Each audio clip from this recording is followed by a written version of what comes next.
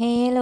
สบายดีทุกคนมื้อนี้แม่แก้วก็ได้เอาหมกดอกแคมาตอนมาฝากมื้อทุกคู่ทุกคนอันที่จริงสำหรับเมนูนี้แม่แก้วก็บ่ได้กินมาเป็นเวลาโดนนานละดอกแคที่ได้มาแต่ละครั้งส่วนใหญ่ก็จะนำมาเฮ็ดอั่วหลายกว่าคันบ่เฮ็ดอั่วก็มักนำมาต้มกับป่นกับแจ่วหรือว่านำไปเฮ็ดดอกแคตากแห้งไว้ทอดกินแต่เมนูเก่าหลายมื้อนี้ก็สิมาเปลี่ยนเมนูใหม่แด่ซะจักหน่อย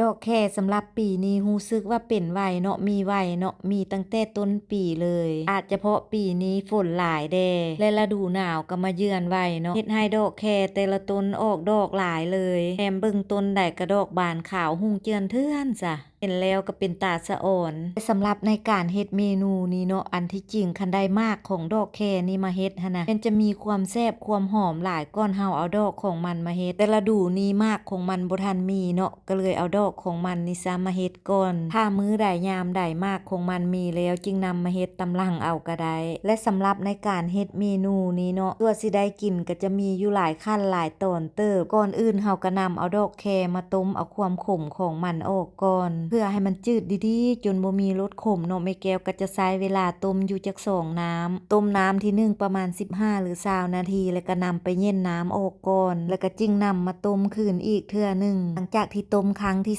2เนาะกะว่าได้แล้วตักออกเพื่อแช่น้ำเย็นไว้หลังจากที่กะว่าดอกแคเริ่มเย็นดีแล้วเนาะก็ใช้มือปั้นเพื่อเอาน้ำขมของมันให้ออกดีๆเพราะว่าแม่แก้วคนบ่ค่อยมักกินขมปานใดหันนะจะต้มจะล้างให้มันจืดๆไปเลยหลังจากนั้นเนาะก็นำเอาเครื่องหอมมาซอยสำหรับเครื่องหอมเนาะก็จะมีหัวผักบัวหัวผักเทียมกับหัวสิงไข่นำแด่จะซอยทุกอย่างให้เป็นแว่นบางๆหลังจากนั้นก็นำเอาดอกแคที่เฮาปั้นไว้เมื่อกี้หั่นแหละนำมาซอยอีกก็นำเอามะเขือแดงเนาะมาซอยใส่นำแด่ส่วนอันนี้ก็จะเป็นเครื่องทั้งมืดเนาะเพื่อเฮาเกี่ยมไว้ที่จะใส่มุกดอกแคนั่นเองหลังจากที่เฮาเกี่ยมเครื่องทุกอย่างไว้ครบมืดแล้วก็นำเอาหม้อมาค้างตามด้วยการใส่น้ำมันลงไปพอน้ำมันเริ่มร้อนเนาะก็ใส่หัวสิงไข่หัวกระเทียมแล้วก็หัวผักบัวที่เฮาซอยเตรียมไว้นั่นแหละลงไปเพื่อเกี่ยว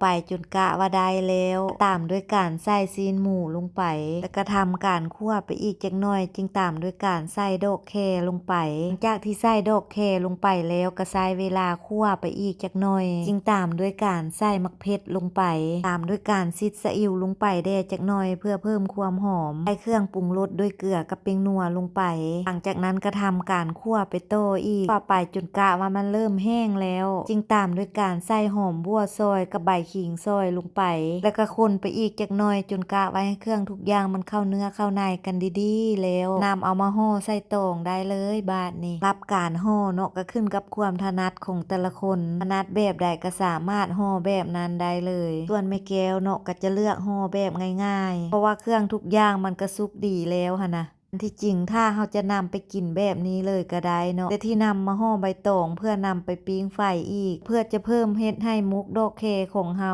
ความแซ่บความหอมหลายขึ้นก้อนเก่าเท่านั้นเองห่อไปห่อมามุกดอกแคของแม่แก้วมื้อนี้ก็ได้อยู่5มุกพอดีหลังจากที่ห่อแล้วแบบนี้เนาะแม่แก้วก็จะนำเอาไปปิ้งไฟอีกเทื่อนึงก็จะปิ้งบ่ดนเนาะปิ้งพอให้ตองมันแห้มแล้วก็ย่าเพราะว่าเครื่องทุกอย่างมันก็สุกดีอยู่แล้วหั่นนะในการปิ้งเนาะก็จะใช้ไฟกลางก็ใช้เวลาปิ้งไปได้จักระยะหนึ่งพอตองมันเริ่มแห้งทั้ง2ด้านแบบนี้แล้วเนาะก็ถือว่าได้แล้วป้าติโตตอนที่ปิ้งอยู่นี่หั่นนะจะแม่นพวกเพิ่นส่งกลิ่นหอมหวนส่วนกลิ่นเอาเทเอาว่าได้เวลาเปิดมกแล้วบาดนี่ไปทุกคนไปเปิดเบิ่งมกด้านในนำกันว่าเวลานำมาปิ้งแล้วสีสันหน้าตาของมกดอกแคจะเป็นจังไดแหนมันก็เป็นตาแซ่บตากินอยู่ตัวเลยนี่พอเวลาไปหิ้วกระติบข้าวเหนียวมาบ่ายก่อนเด้อบาดนี่นะกินยามฮ้อนฟ้อนพวมเมาแบบนี้เลยเนาะมันจึงมีความแซ่บดีกินหยังก็ได้ได้ข้าวเหนียวมาแล้วก็ขอปั้นตุยซีมเบิ่งก่อนเด้อจะคำ2คำว่ารสชาติสิเป็นจังได